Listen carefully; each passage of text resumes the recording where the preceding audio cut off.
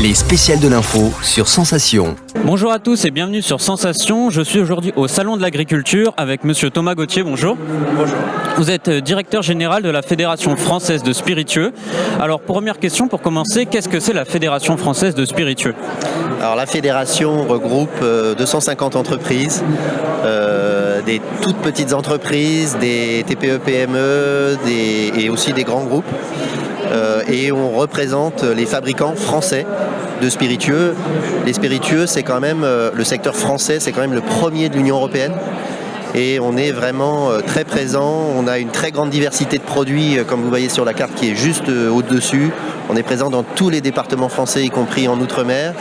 Et on est très important aussi à l'export, puisqu'on est le deuxième secteur contributeur de la balance commerciale avec le vin, et on pèse environ 5,5 milliards de devises à l'étranger, notamment aux États-Unis et en Chine. Justement, pour les gens qui ne le savent pas encore, qu'est-ce que c'est qu'un spiritueux ? Alors, un spiritueux, c'est une boisson alcoolisée qui fait au moins 15 degrés et qui est distillée. Voilà, donc on a souvent une base qui est fermentée, comme du vin par exemple, ou de la bière, et ensuite ces produits sont distillés pour en récupérer toute l'aromatique dans des eaux de vie. Et ces eaux de vie, ensuite, on peut les macérer, on peut les infuser pour travailler sur des recettes intéressantes, comme des liqueurs. On a des cognacs, on a des whiskies, on a des gins, on a des armagnacs. On a une variété très très très importante, et c'est ce qui fait la richesse du secteur. Est-ce que le spiritueux a une histoire particulière en France ? Le spiritueux, il est très ancien, il est très implanté depuis des siècles. Les premières eaux de vie ont été faites en Armagnac vers le 12e, 13e siècle. On est vraiment en lien avec l'histoire, la culture, le patrimoine français. Le président de la fédération, qui s'appelle monsieur Cointreau, a un ancêtre qui s'appelle Rabelais. Donc on est vraiment dans l'histoire et dans le patrimoine et le savoir-faire et les terroirs de la France, et ce depuis vraiment très très longtemps. Revenons un peu maintenant sur la fédération en elle-même. Avec combien de producteurs travaille-t-elle ? La fédération travaille avec 250 entreprises, ça fait une quinzaine de milliers d'emplois, et tout confondu, le secteur en France, c'est 100 000 emplois directs, indirects et induits. Et encore une fois très très implanté dans les territoires ruraux partout en France. Concrètement, quelles sont les missions de la fédération ? Alors la fédération, elle représente ses membres, c'est-à-dire qu'elle est l'interlocuteur de nos administrations. Elle travaille sur la réglementation qui la concerne pour que les choses soient à peu près en adéquation avec la réalité du terrain. Donc on est un petit peu les gens pragmatiques qui peuvent conseiller, qui peuvent expliquer les choses qui se passent dans les entreprises. Et puis on fait aussi de l'explication, de la promotion, de l'information. C'est aussi notre raison de la présence au Salon de l'Agriculture, qui font que on explique aux gens quels sont nos produits et comment on les consomme. Est-ce que la fédération travaille avec d'autres agriculteurs, d'autres partenaires que les fabricants de spiritueux ? Alors, les fabricants de spiritueux sont nos adhérents. Donc c'est vraiment les gens en direct avec lesquels nous on travaille. Mais nos adhérents, nos entreprises, donc nos distillateurs, travaillent eux avec des agriculteurs. Beaucoup. C'est pour ça qu'on est ici, qu'on est au sein de l'agriculture. Et aussi travaillent avec des clients qui sont la grande distribution, les cavistes, les cafés, les bars, les hôtels, les restaurants, les aéroports aussi. Donc on a vraiment beaucoup de contacts et beaucoup de rapports avec la filière alimentaire. L'une de vos priorités aujourd'hui, c'est aussi le recyclage. Est-ce que vous pouvez nous en dire plus ? Alors, nos bouteilles sont quasiment que faites en verre. Nos flacons sont très diverses et sont quasiment toujours en verre. Et donc, on pousse au maximum pour répondre aux attentes sociétales aujourd'hui, pour qu'il y ait du recyclage qui soit fait. Et aujourd'hui, on arrive à 88% d'emballages ménagers en verre recyclés, et ça progresse tous les ans. Donc voilà, on essaye vraiment de mettre le maximum d'efforts pour qu'à terme et à environ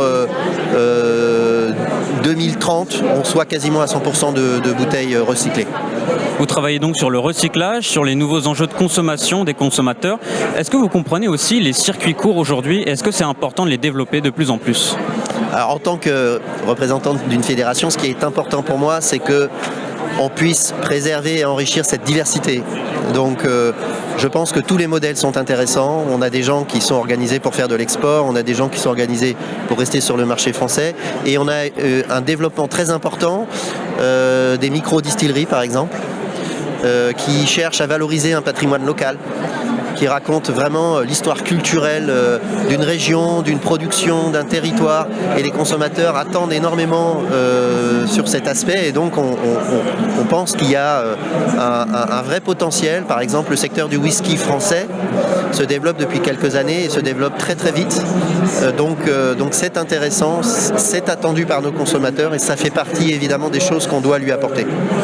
Est-ce que la crise énergétique et l'inflation ont mis à mal votre filière durant ces 2 derniers mois ? Alors oui, et puis ça fait même plus longtemps que ça dure, hein. On a nos coûts de production qui ont largement progressé. On a en 2022 eu des hausses de 60 à 80% sur le verre. On a eu 100% de hausse sur le sucre, 80-90% sur l'éthanol. Aussi des progressions sur le gaz naturel, sur l'électricité, sur la logistique. Enfin, pratiquement tous les postes ont explosé.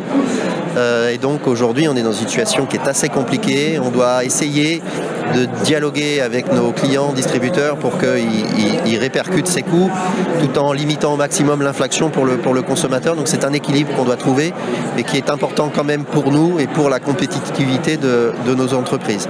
Donc typiquement, le verre, c'est un de nos premiers enjeux, parce que sans verre, pas de flacon, pas de spiritueux.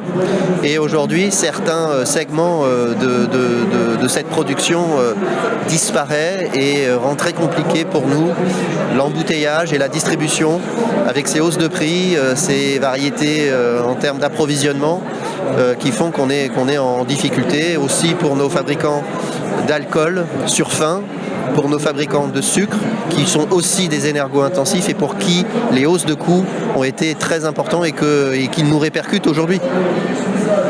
Justement, est-ce que vous pouvez dresser un bilan de votre année 2022 au sein de la Fédération française de spiritueux ?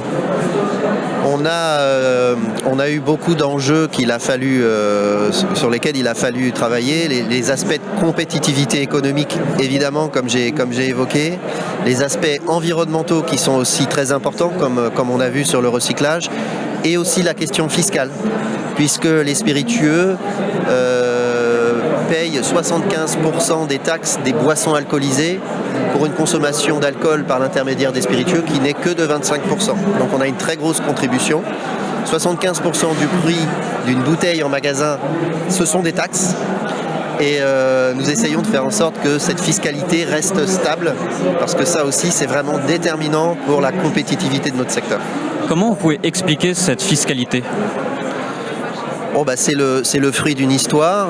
C'est peut-être aussi très important parce que les spiritueux n'ont peut-être pas assez démontré leur lien avec le patrimoine culturel français, ce que le vin et aussi la bière ont fait depuis un certain temps. Donc c'est pour ça aujourd'hui qu'au Centre d'agriculture, on rappelle que nous sommes que des produits issus de l'agriculture, que nous avons un lien très très fort au territoire et que nos savoir-faire sont ancestraux.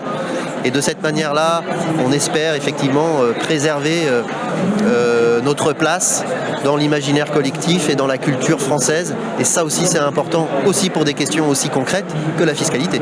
Justement, vous parlez de culture française. Est-ce que vous pensez que les spiritueux font partie de cette histoire culturelle française ? Ah ben oui, alors là, totalement. C'est ce que je vous expliquais tout à l'heure. Quand on regarde l'histoire de l'Armagnac qui remonte au XIIe siècle, et Monsieur de Montesquieu, qui est l'aïeul de D'Artagnan et qui est investi dans la production d'Armagnac aujourd'hui. Donc le lien culturel, il existe. Je vous dis, l'ancêtre du président de la FFS s'appelle Rabelais. Dans le Calvados, on a aussi des liens avec le terroir depuis plusieurs siècles. On est naturellement inscrit dans le patrimoine culturel. Les produits, les noms des spiritueux sont connus, mais la notion de spiritueux au sens large en tant que tel, cette grande famille aujourd'hui dispersée devient une réalité, et c'est ça qui est important pour continuer à effectivement s'inscrire dans cette culture française.